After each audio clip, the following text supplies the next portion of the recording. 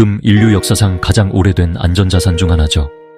하지만 묵직한 금괴를 직접 사서 금괴 보관하는 건 번거롭고 부담스럽습니다.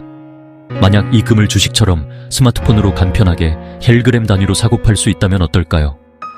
바로 금통장 또는 금계좌가 그 해답입니다.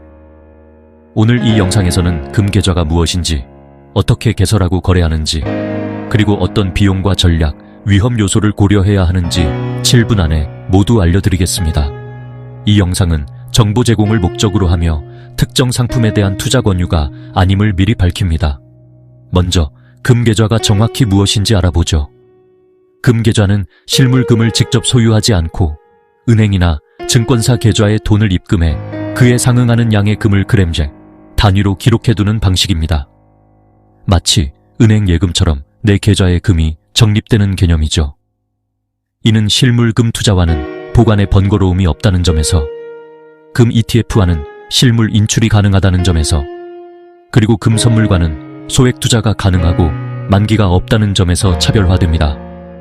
대부분의 시중은행과 증권사에서 비대면으로 쉽게 개설할 수 있으며 보통 0.110 같은 아주 작은 단위부터 투자를 시작할 수 있습니다.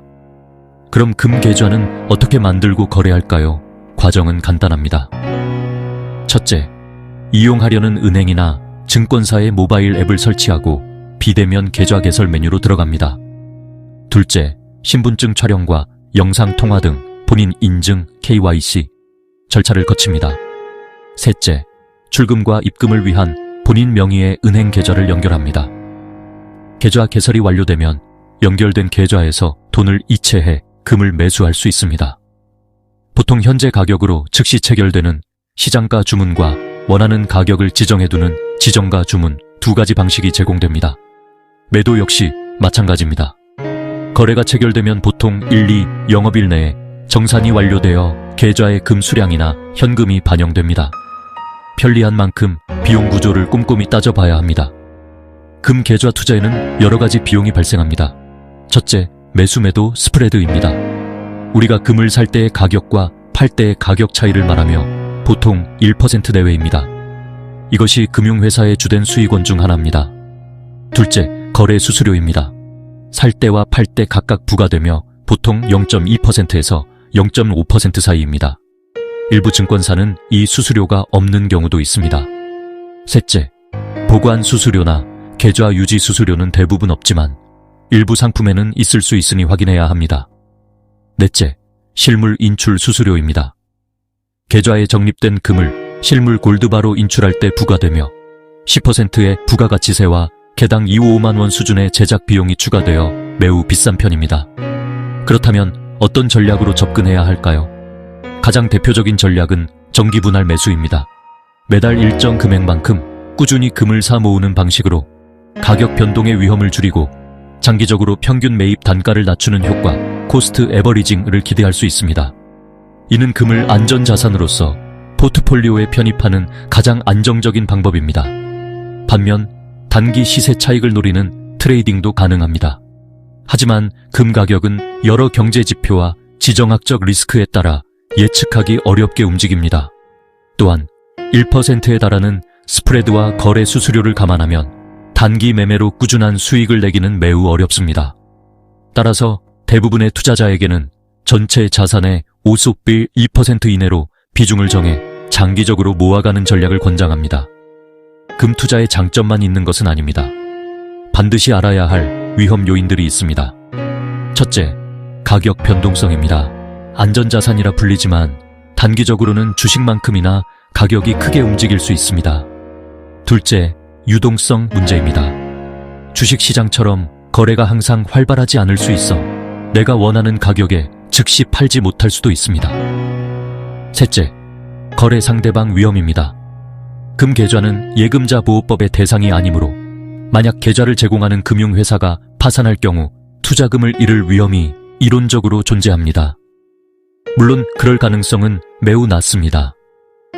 마지막으로 국제 금 시세와 국내 금 시세 간의 추적 오차나 환율 변동, 시스템 장애 등도 잠재적 위험 요소입니다. 세금 문제도 중요합니다. 금 계좌에서 발생한 매매 차익에 대해서는 배당 소득세, 15.4%가 부과됩니다. 즉, 100만 원의 수익이 났다면 15만 4천 원을 세금으로 내야 합니다. 이는 연간 금융소득이 2천만 원을 초과할 경우 다른 소득과 합산되어 종합소득세 대상이 될 수 있다는 의미이기도 합니다. 실물로 인출할 때는 앞서 말한 부가가치세 10%가 별도로 부과됩니다. 거래 전에 반드시 본인이 이용할 금융사의 세금 정책을 확인하세요. 자, 이제 금계좌 투자를 시작하기 위한 실전 체크리스트입니다. 첫째, 여러 금융사의 수수료와 스프레드를 비교하여 가장 유리한 곳을 선택하세요. 둘째, 나의 투자 목표와 기간을 명확히 설정하세요. 장기적인 자산 배분인지 단기적인 목표인지 정하는 것이 중요합니다. 셋째, 정기분할 매수 계획을 세우세요. 매월 얼마씩 며칠에 매수할지 구체적으로 정해두는 것이 좋습니다. 넷째, 실물 인출 옵션과 비용을 미리 확인해 두세요. 마지막으로 모든 거래 내역과 비용을 꼼꼼히 기록하여 수익률을 관리하는 습관을 들이세요. 마지막으로 몇 가지 자주 묻는 질문에 답해 드리겠습니다.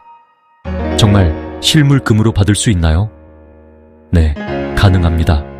하지만 10%의 부가세와 높은 수수료 때문에 실익은 거의 없습니다. 24시간 거래가 가능한가요? 아니요.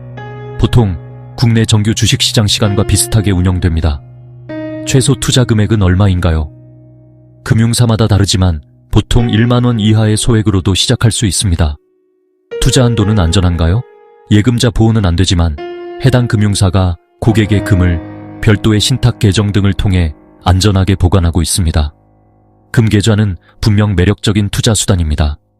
하지만 기억해야 할 핵심 원칙은 포트폴리오의 일부로 활용하는 것입니다. 금투자를 일확천금의 수단으로 여기기보다는 인플레이션 위험을 방어하고 자산을 다변화하는 안정적인 보조장치로 생각하고 접근하는 것이 현명합니다. 오늘 알려드린 내용들을 바탕으로 신중하게 계획을 세워 성공적인 금 투자를 시작하시길 바랍니다.